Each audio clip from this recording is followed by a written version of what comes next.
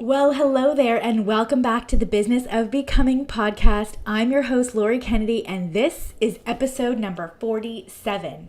If you're new to the podcast, welcome. And you might not know that I've actually been in the health and wellness field since 1999. It's super fun to look back on my career and see how it's evolved. Today, we're having a conversation with my friend Lianne Phillipson all about the evolution of a career in health. This is an important conversation to have because there's something that you've got to know about your career. You've got to know that when you start out, whatever it is that you're doing at the beginning probably isn't going to be what you're doing in 5 or 10 years from now.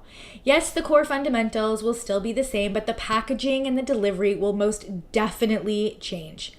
Lianne is a registered holistic nutritionist, best-selling author of Sprout Right. She started her career doing in-person cooking classes for new moms and is now a weekly expert on News Talk 1010 radio show. She's a TV regular on City TV's Breakfast Television, CP24, CTV's Your Morning, CH Morning Live, CTVnews.com, and a go-to expert for nutrition, quotes, ideas, tips, and articles. As you'll hear in this conversation, being open to the way the industry is evolving is a must if you want to stay in business and if you want to stay relevant. This is going to be an eye-opening conversation for a lot of you. So without further ado, let's bring Lianne to the show. Welcome, Lianne, to the podcast. I am so excited to have you here and to have this conversation about the evolution of a career. So for those people that don't know who you are, why don't we just start? You can share a little bit about your background and what you do. Okay. So I am a registered nutritionist, and I use that term because I had to sort of figure out what to call myself. I actually did my training in London, England when I lived there, graduated in 1998, and then I moved back to Toronto, which is where I'm from, in 2001.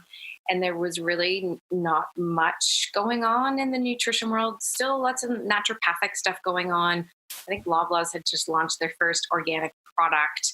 Like, it was really, we had organic in McDonald's in England, and it was very, very different. And when I became when I started to look for doing nutrition here, it was really pretty tricky. So I had everything looked at to make sure that what I had learned was very, similar, or if not more, which it ended up being than what everybody here learns. So that's where my designation, or me calling myself a registered nutritionist, came from, an RNCP. And then that was 2001. I worked in a couple of gyms. I just tried to find anywhere that I could work, in those 15-minute consultations with talking about calories and, okay, let's look at this. And why don't you take out that? And this is not how I do my thing, but it was a great, great learning curve. And then I had my first daughter, who's now 14 and a half or so. And that was the biggest learning curve of my life. I had done so much work in the past with pregnant women. I did reflexology for fertility, pregnancy, and birth. There was a lot of things in my past that I had done. And then after Logan was born, and I had my mom's group barreling with me with questions about why do we start feeding their babies and all of these kind of things. And there became my love of, right, let's figure this out. I'm going to help you guys, of course, because that's what I do as a nutritionist. And then I had to feed my own child, and that was a whole other learning curve. So just after she was a year, I started Sprout Right, started doing workshops in the basement of stores and Whole Foods Market and all those kind of things, and then gradually built up to writing the Sprout Right book, doing mommy chef cooking classes. So many sort of evolutions as you're talking about, as things have gone on. I've gone through a divorce. So the house that I used to do my cooking classes in is no longer mine. And I just this past year written the second edition of Sprout Right. So that's in a huge process unto itself. I've launched another brand called LiannePhillipson.com. So we can get into all those kind of things about, what I've done and why I've done it as we've gone on. But yeah, there's a fair bit there to talk about. So, and it's funny because, so my daughter is going to be 10. So your daughter's just a couple years older. And I remember in my mom's group, everyone talking about this book, this like Sprout Right book, and everybody's passing around the book. And I'm like, oh my God, this woman's amazing. And like, she's a nutritionist and she has a book. And because at that point I had just graduated. Okay. Because I graduated in 2007 and I had my daughter in 2008. Okay. So I was like I got married, house, the whole thing. Yeah. It was very quick. And I remember like just being so in awe of where you were and like the book, and we all made the recipes from the book, and, knowing you, knowing you well, like years, like a year later, I remember those times. And I remember thinking, okay, like, so it's possible, right? It's possible to like have this career, and you're on the radio and you're on TV and you have all these amazing experiences. So take us back to like the beginning, and sort of, I would love to do like time lapses just to show everyone how required it is to pivot. Yes. And it's like the content doesn't change. Right. The sales, marketing, and delivery of it must change with the times. Yes. So take us back to the beginning. And you said you were doing like cooking classes and all that stuff. Like, what did that business model look like? And then we'll sort of fast forward 5 years, and then we'll do present day. Okay. So I, not understanding and not knowing at the time, but the workshops that I started doing, so starting your baby on solids, making homemade baby food, and what to do after puree were my 3 core offerings. I also had a lot of toddler classes, not quite as popular. A lot of moms were back at work at that point. And I just found locations. I'm in Bloor West, and there was a store in Bloor West called Diaperies. And I went in there, and I knew the owner because I have kids and other diapers and all that kind of stuff. And she had a space downstairs, and I started doing workshops there. And then I had this bright idea of going to Whole Foods Market downtown, because they had a community class at that time. And I started offering these workshops there. And we found that there was 15 people maybe could fit into the space, but then you had strollers and bags and diaper bags and babies and all this stuff. So we had to cap it. And I had like a waiting list of 10 people. Whole Foods did a tremendous job of putting it out on their website and on that board that's outside and all of that kind of stuff. So it was amazing marketing. And I just turned up and I did my class, and eventually started charging for it. And then I started doing the Mommy Chef cooking classes. And that was honestly born out of a friend saying, you should do cooking classes. And I said, really? Like, for what? And she said, well, for making baby food. And I said, it's really not that hard. And she said, well, I don't know how to do it. Do you? And I said, well, yeah, I've made all of Logan's food. So, and then she said, well, you should try it. I said, okay. So I actually did some market research. I went out and I stood in a clipboard in Diaperies for a little bit, asked a bunch of people, asked a bunch of friends, and they were like, yeah, I'd give it a go. So I launched the Mommy Chef cooking classes in the basement of my home where I was living at the time. We renovated it so that we had the space in the middle to do all the cooking. The kitchen was off to the side. There was a baby area that was gated so the babies could sit in there safely and all of those kind of things. And that grew from 2 classes a week to 8 classes a week in probably 2 to 4 years. And I took on other spaces to hold more people because it was growing so quickly. The drawback to that is the working in the business, not on the business. Mm-hmm. I almost leased the space in order to be able to do that just before the recession hit. And grateful that I didn't do that, because that could have been a really financially interesting time. So doing it out of my basement was great because I was always down there. And by this time I had a second child. So I was taking her off to my friends, and we were doing like a babysitting, co-babysitting thing. And then I'd come back and teach all day and cook all day and clean up all day and then go back and get her and then have 2 children at home. And when I think back to that time, how I did that and was still standing and nursing overnight and not sleeping. And, my little adrenal glands are just going quaking right now, just talking about it and remembering everything that I did back then. And it was insane.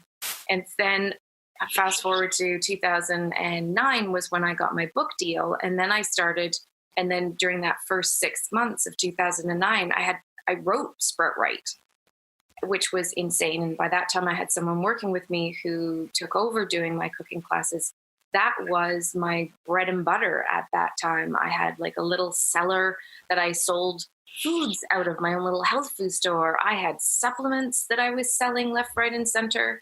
And one really big drawback that I didn't do, numbers are not my thing, spreadsheets are not my thing. I did not track all of the financials well enough at all.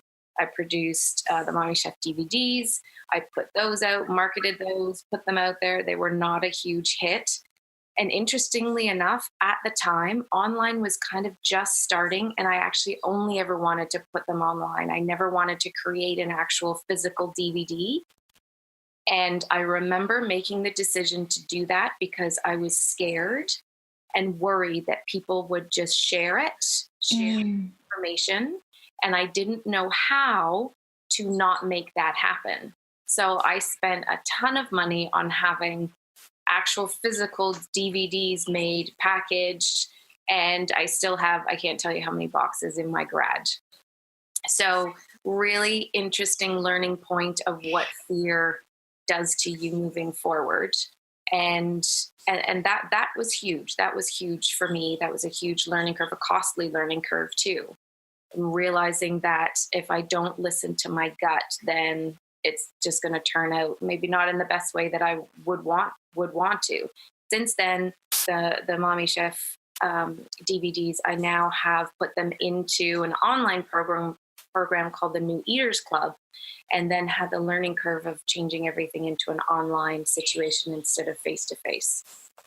Yeah, you know what? It was so funny. For those of you listening, I was nodding profusely when Lianne, smiling like ear to ear, when Lianne was talking about, having the kids and nursing and doing all of that, because I think about it now and I miss that level of intensity, because I also too can't operate at that level anymore. And I think it's like, there's something to be said for like beginnings, having the energy for beginnings, because I think back and I'm like, but I used to be able to work 16 hours a day, no problem. Like, what happened, kind of thing. And it's like, well, maybe because I did it for a decade, now I'm tired.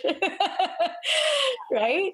But okay. So your business at the beginning was offline. It was in person. Did you have any, was everything done manually? Was anything sort of automated or leveraged or anything? Like, how did you get people to sign up? How did you take in payment? All that stuff. So on my website, on sproutright.com, there have been many iterations of that site. In the back end, I have, and still do have, custom made back end of all of that.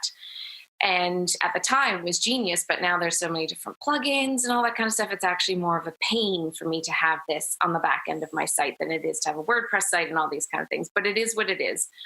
So at the time, people could come to me and say, I would like to have a workshop for my 6 to 8 friends. Can you come to my house? I'd say yes. I'd set up online. I'd go in the back end. I'd set up, okay, so Lori's, making homemade baby food workshop on this day. And then you would send out an email to your friends, get everybody to sign up. They would pay. And then I would turn up and present and I'll do my thing. Any classes that I had, people would pay me over the phone. I had No, you didn't. I had a Visa machine, like a really long one. Yeah. really compact, where they were like this. With the what are they called? With the black paper, the carbon copy paper, where you would swipe back and forth. I had in my Hysterical. And you like carry it with you. I had to take it everywhere. Yeah. To exhibit at the baby show, and I'd be sitting there going, and then when I would come home, I would have a stack of these carbon things and sit there and plug it all into the phone, because that's how I did it. Otherwise, if you had one of the machines now where it's like electronic, so expensive to do that all the charges. So I was trying to make it, make amazing. It as little as possible. So I was there. Do you have that? I feel like that's like antique these days. Like, do you have that transaction machine thing? I might have got rid of it. Yeah, because from the really long one to this more portable one, I remember going to a colleague and she had this. I was like, what is that? Because I had to schlep around this thing everywhere and find a flat surface, whereas this other little one, you put the card in. Yeah. Stuff. I was constantly ordering that because I had so many payments that would go through. It was incredible. So it was really quite old school. In the classes, the workshops at Whole Foods, I would take down everyone's email addresses, put them into the newsletter. So I did have, I think, Constant Contact was possibly the first one. I think that's the first one that I had too, was Constant Contact. And I would email everyone and say, this class is happening. But I had such loyal parents coming that they would not only book from, and now looking back, understanding what a sales funnel is, I mean, it was genius. It was all there. So I would have the in-person workshops. So then they would get to know me. They would like what I said, or they would think about it.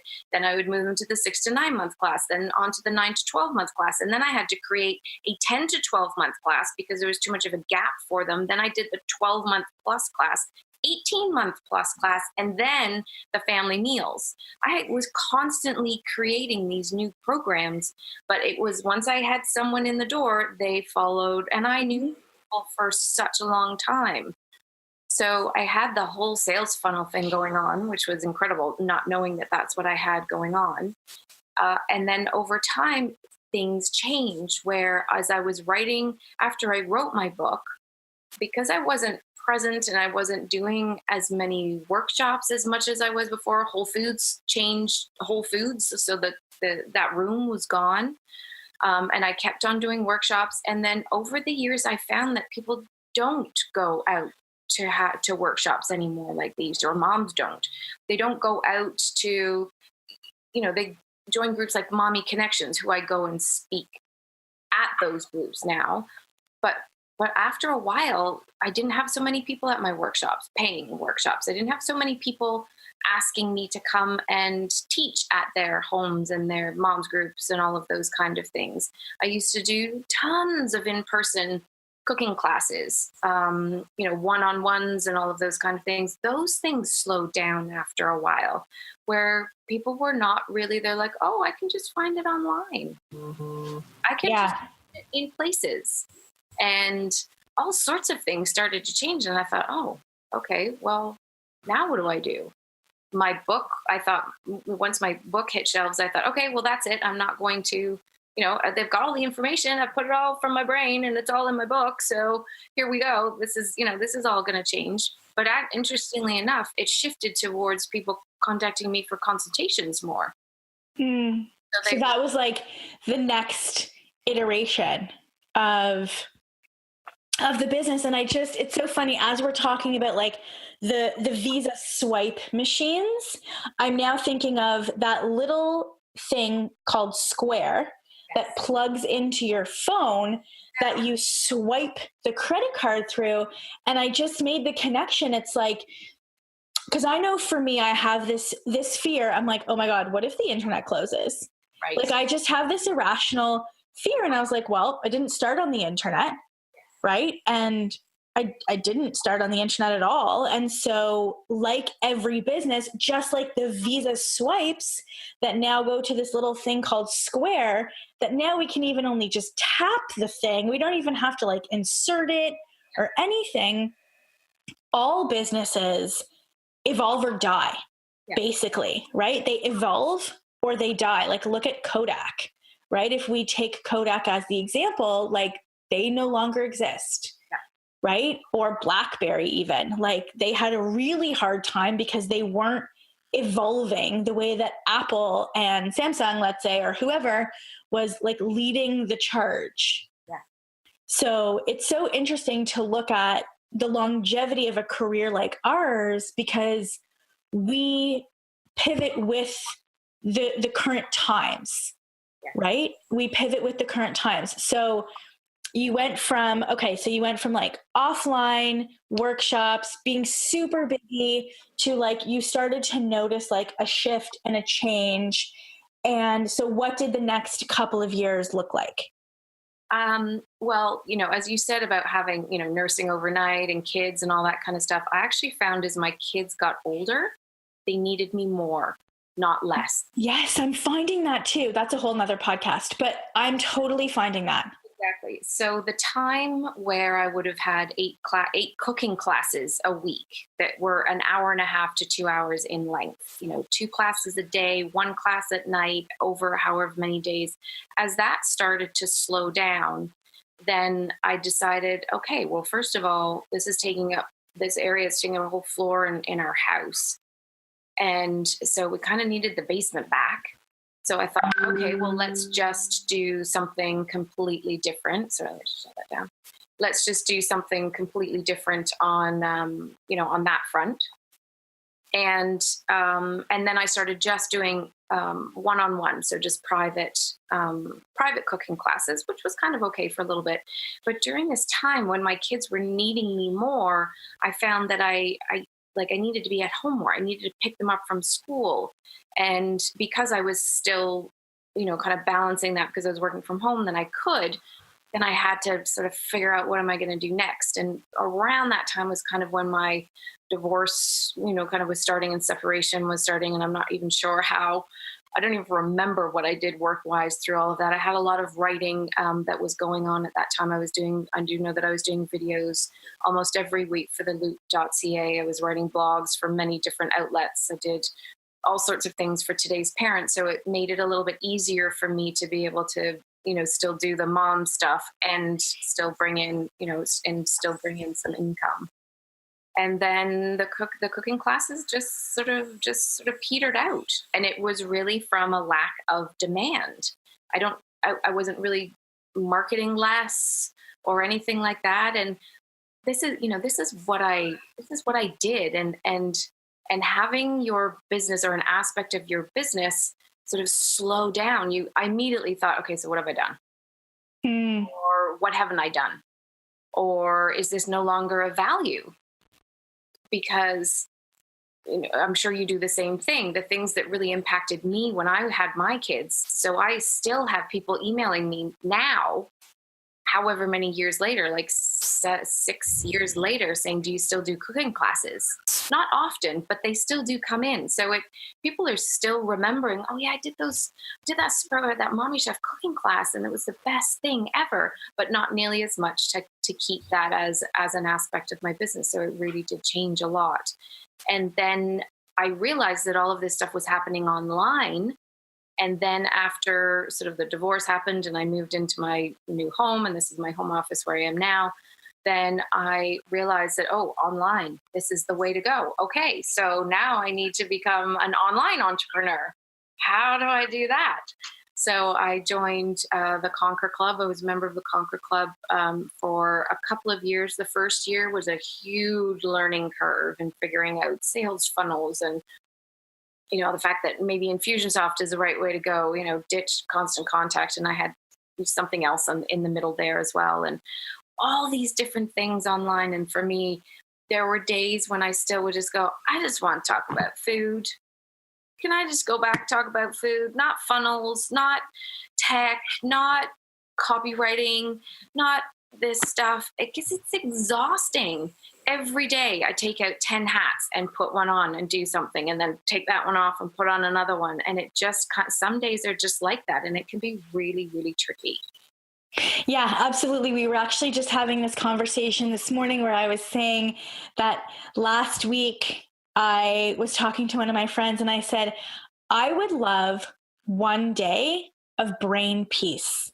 Like, let me go and be ignorant and naive to all the things, the personal development, the business. Like, I just want to wake up and eat breakfast and like go for a walk and then have lunch, maybe do some laundry, eat dinner, watch 3 hours of TV without any associated feelings whatsoever of guilt or like, oh God, I wasn't productive today, and go to bed. Like, I wonder what that's like for people. I'm sure some people feel that way. I do not. No. And I just want one day of pure ignorance, you know, because it's a lot. It can be a lot to handle, for sure. Yes. So when you were in this transition of like, okay, what do I do next? And you moved online and you started to get all of this stuff set up. What did that then look like for you in terms of how you ran your business? So a lot of time sitting in front of my computer instead of sitting in front of people. Mm. That's really, I think, the biggest change. And there are times when I go out and I still do a lot of speaking. I still do teach a lot. I have the certified instructor program. So I even started that for a while, where I was teaching and still do teaching nutritionists and healthcare professionals this niche of Sprout Right.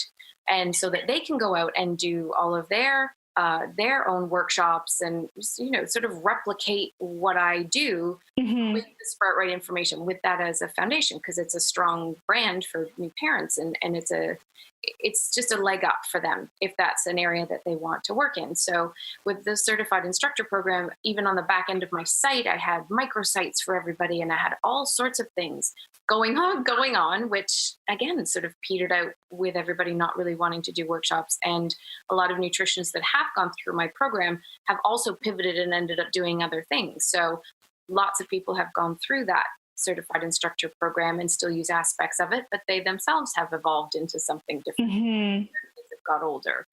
So how I evolved, after the sort of getting the New Eaters Club going and things like that, the online I find is constant. And that, like you, there are days where I just think, I just want to go and talk to people. I just kind of want to be face to face. I want to see their babies. I want to hear what's going on. And I'm just going to sit there and have a chat for a while. So now I do that a bit more as a Facebook Live, but it's a bit of a one-way conversation if people don't show up and ask their questions.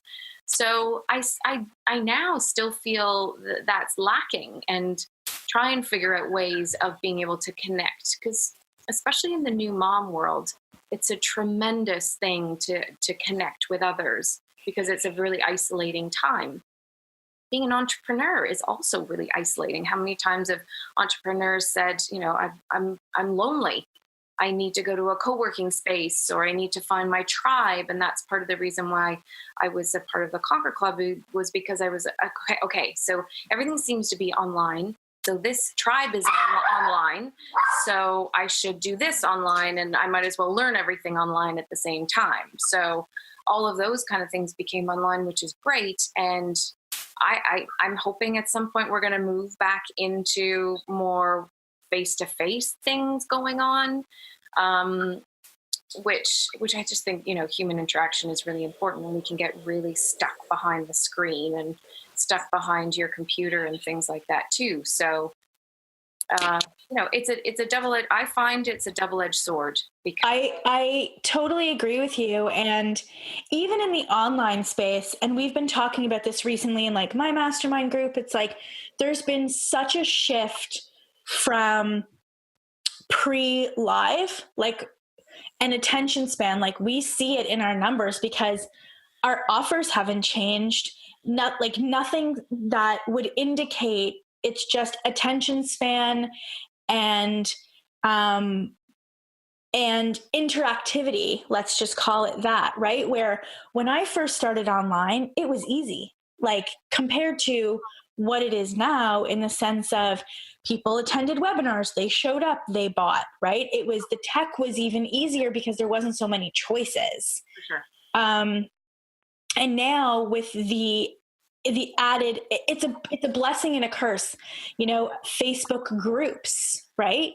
Where people go in and there's thousands of people, and, you have to be in there all the time, showing up and whatever. And then also too, with like all the different ways that you can potentially reach people and interact with them. And then you have to, it's no longer this, 1 hour deal where you like go and, you're a nutritionist, people trust you and you teach the thing and you leave. Yeah. It's not like that anymore. Like, so even online, it's been so interesting to see the development or the changes that have come, that businesses have had to either, evolve or die, basically, with building out more of a personal brand, more social media presence, learning the different technologies, paid advertising, right? Because of organic search going down. Like, it's just, I found it to be very interesting when you can take a step back and look at it and go, man, like there's a huge evolution of how it works, even online, when the subject matter doesn't change. Yes. And in the realm for me is talking about Sproutright, because I now have the LeannePhillipson.com brand as well. But in with feeding your baby still need to eat. Yes, maybe there's baby-led weaning now. I've got in the next edition of my book, I've created the hybrid method, I call it. So, but still babies need to eat. They still are going to have breast milk or formula. So the fundamentals of this hasn't changed. How people consume information, being online and just being bombarded with so much information, so many websites, so many people saying these things. I can't tell you how many times I still have the most amazing comments that come from people saying, you speak my language, and I'm so grateful for your book because it was common sense for me. And I'm sure, Laura, you remember back to when you've got this, little bundle of joy and you just don't want to mess it up. That's all you want. You just want them to grow. You don't want to break them. You don't want to starve them. You want them to sleep and grow and be amazing people. And there's so much pressure to figure that out. And I do think if there's one thing that I've done right is to have that voice where it's like, just take that step back.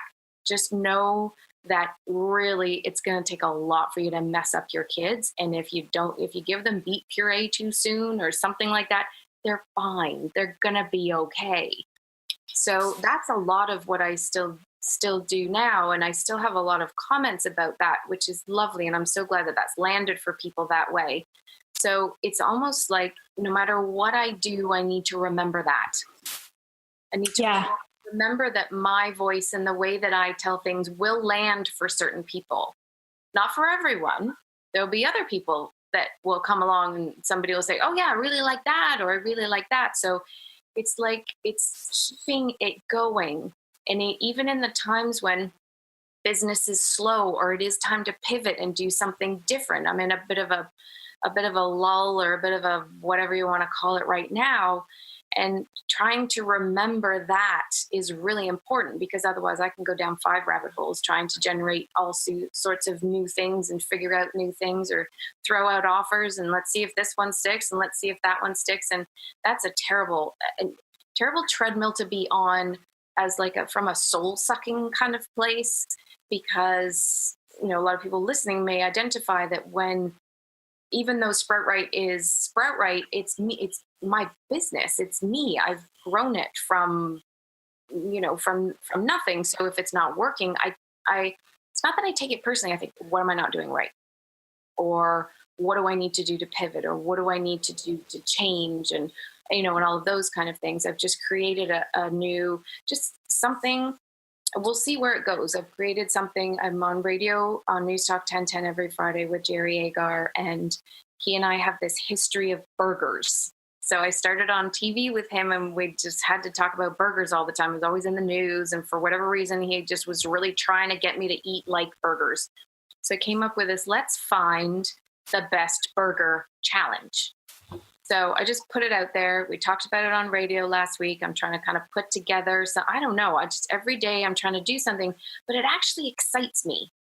So like you were saying about new beginnings and different things, this is under the Leanne Phillipson brand because I felt I had to start that because as my kids got older, as I'm doing different things, I'm not talking about, parent driven content all the time. I'm talking about people driven content. And with the media that I do and all those kind of things, I needed somewhere to put all of that and not bore these new parents of Spurt, who are within the Spurt Right brand and all of that stuff with like, okay, let's talk about this, or let's talk about, your sex drive. Not that they don't need to know that too, but Leanne. It's a different like avatar. It is. It's different. And I want that space to be able to grow as well. So while Spurt Right is still, strong, I needed a place to put me, a new. Yes, I totally get that. And that's honestly why I even started this podcast, was because, and it's so interesting. It's like, I think one of the things that I see in myself and in my friends is as you evolve, your business evolves with you. And so has to, because otherwise it's like, it doesn't feel connected to you.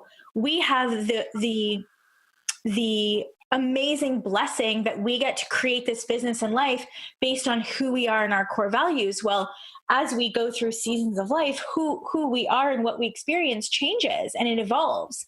And so, it's only natural that you would feel pulled to have another kind of conversation.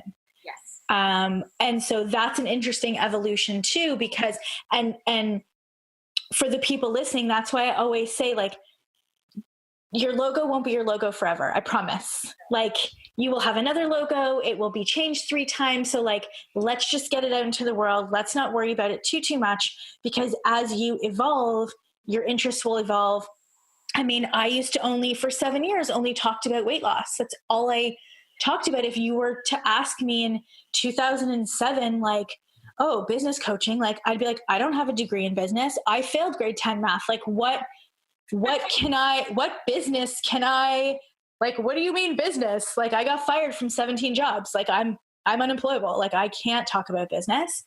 Right. And here I am, like, a decade later with thousands of eyeballs being like, can you help me grow my business? Who knew? Right. Like, who knew? So it's so interesting, like, to hear from you, like, your evolution now into your personal brand as well. Yeah. And also Spurt Right is, Spurt Right's in my core. So I will always speak to new moms and babies and parents. And sure, there could be all new types of things to go and feed your baby and that kind of thing. But again, it's like, it's fundamental. It's like when, nutritionists talk about just eating more fruits and vegetables. That's fundamental. That's a conversation I'm going to have until the day I die. It's just has to be a part of the conversation. So even though my kids are older and even though they're sort of out of that Spurt Right stage, then, for me, I became just not like, I need a new challenge. I'm an entrepreneur. I need challenges. I need new, I need different. So even in the focus of me shifting and then doing the second edition of Spurt Right, that got me excited, because then I could bring all of the new things that I talk about whenever I go and do a presentation or wherever I'm doing a consultation. All those new things that I talk about now, I can put into the book, because the book was published in 2010. That's a long time ago. So that I'm so pumped about and so excited about. And the new edition will have all pictures. We've done a photo shoot of all these amazing recipes, and that was tremendous to do, such a great experience. So even there, Spurt Right is evolving to be, sort of in the 21st century, while I'm still also, working on talking about let's find the best burger, meat and plant-based burgers and things like that. And then taking that on TV and, building out some sort of event and sponsorship and all that kind of stuff, which again, some days I just go back and go, can I just talk about food, please? This is just so different to what I thought I would be doing. Not trying to find, event sponsors and all these kind of things, because it's really out of what I learned, but it's evolved into what it is. Yeah. And I think the big takeaway here is surrendering to the evolution and knowing that, if you're not going to go be an accountant, let's say, or, you're creating your business with the times as you go, you will have to surrender to the evolution or pack it in, right? Because if you're married to, nope, I'm doing it this way and this is how it is, you would still be like in your basement using that like back and forth Visa click charge thing with your carbon copy paper. And there are many times when I've thought, I got to go get a job. Yeah. I don't know if I can keep on doing this. And quite often when you get to that point, you hit that ceiling or whatever it is, when you're just about to like pack it in and say, right, give me a 9-to-5 or something. I don't even know, but I don't even know what I would do as a 9-to-5, but if I could find a 9-to-5 and just go and turn up, and then I could come home and make dinner and then sit on the couch like you talked about, and my work would be done in a day. I'm not sure how fulfilling that would be, but boy, at times that feels like that's like my oasis, right? The grass is greener over there. You go to work and then you get paid and then you come home. It's not on you. Like there is a lot of responsibility, or I at least take on a lot of responsibility for the success and what feels like a failure in everything that I've done. And that's not for the faint of heart. It's not. No.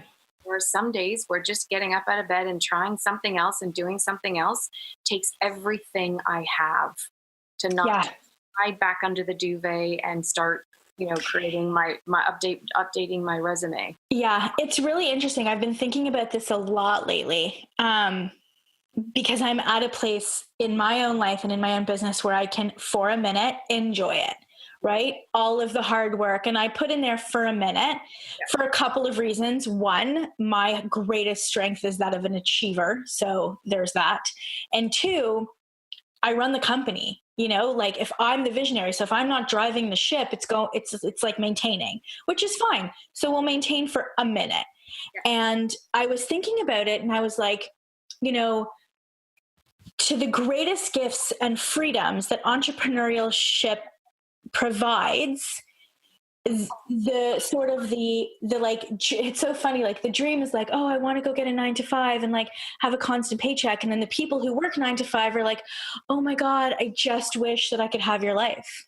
Like, right. I just wish that like, oh my God, you have freedom. Like you can take your kid home for lunch every day if you choose to. Like I am in charge of my schedule. Like I can say yes and no to anything I want. Like, right. And so it's like the trade-offs for this gift called freedom. Yes. Even if you're struggling for paycheck to paycheck, even if you don't feel like you're gaining momentum, you still have so much more freedom in your life, and you're building something based on who you are and what you believe in and all that good stuff, versus someone who gets up and and makes money for someone else and is a yes person or a no person for someone else. And it's like, that's the price you pay. And that's what I came to. I was like, this is the price you pay for having this gift called entrepreneurship, because it isn't for the faint of heart. And the benefits are so rewarding that the price you pay for them has to be high and mighty. Yes, I agree. And I think the biggest, what just kind of sprung into my mind is what I've noticed the most out of being an entrepreneur is I am constantly growing, and I am constantly facing my fears. I am constantly checking in with myself of what's stopping me from doing that. Is, maybe what will people think about me? Can I ask for that money? Can I raise my rates? Can I change to having consultation packages? What's going to happen then? If I do something different, people aren't going to like it. So they're not going to come, and then it's all going to fall apart. It's like this ticker tape of stuff that's going through your mind all the time. Not to say that people that go to work and have a job aren't faced with these kind of things too, but I am so keenly aware of that all the time because it's me driven. Yes. I'm in the driver's seat. I'm coming up with the new ideas. I'm changing being inspired by others, or, reading your posts and listening to your podcasts and everybody else that you have on, thinking, oh, I've got a new idea. I've just been inspired again. And then changing and, and zigging and zagging and all of these things. It's constant growth. Yeah. It really is. It pushes you so far out of your comfort zone. And even when you think, I just want to stay in my comfort zone, I'm just going to stay under the duvet, you don't stay there long, because I don't think you'd be an entrepreneur. It's not how we're built. I'd just be bored. I don't think so, because I do see that have jobs and they are fulfilled, and that's great. And maybe it's those people, I don't know, maybe they're busting through all of their glass ceilings and all of those kind of things. But there are other people that really, they just get up and they go to work and then they come home and they're really not happy and they're not fulfilled. And maybe that's a missing piece in that. But my awareness of myself and my awareness of where I get stuck, I have people that I talk to, intuitive coaches and all sorts of people on my roster who I have to talk to all the time, because when I get stuck, so in this place where I feel stuck right now, I'm like, where's the barrier? What am I slowing down in either my ideas or with the ideas and the things I put out there? I've got pitches out there. I've got proposals out there, all sorts of things. It's like I've thrown out so much stuff. I need to learn to be able to sit back and be able to breathe and not hyperventilate in between the time of things being put out and then things coming back again. And that's an art that I am trying so hard to learn, because the fear comes in. It's like, I need to do more. I'm not doing enough. That's why things are not coming. And it's like I said, it's just this constant ticker tape that's just going through your mind. And any meditation that you ever try to do might quell that and calm that for a bit, but you still get back up again. And right. But I think too, like, to sum up, it would be, that's the evolution. It is the evolution. Right? That's the evolution, is like this, and the success comes more, the more success you have, the more stuff you need to work on, and you're shown yourself. And so it's interesting that you're in this space right now. And even just as you said it, I'm like, well, if you actually relaxed about it, maybe it would come, right? Because that's the lesson that you're facing. That's the evolution of who you are and your business, which is it's just so interesting. So thank you so much for sharing. I really, really I remember reading the book and like having all the spots over the book, like trying to make my kids food and like being in my mom groups and being like, okay, what recipe are we going to make this week and stuff. So it's such a joy to know you now, and to like, have this idea of like, oh my God, I used to do that when my daughter was little. I didn't even do that for my son. It was jars all the way. Because single mom and growing business, single mom, something got to give. But where can people go to find you? So to sproutright.com and then also leannephillipson.com, two quite different sites to get similar but different information. Amazing. Thank you. And of course, we will link to that. Thank you, everybody, so much for listening. Thank you for spending the hour, and we'll talk to you all again soon. Bye. Thank you. Bye.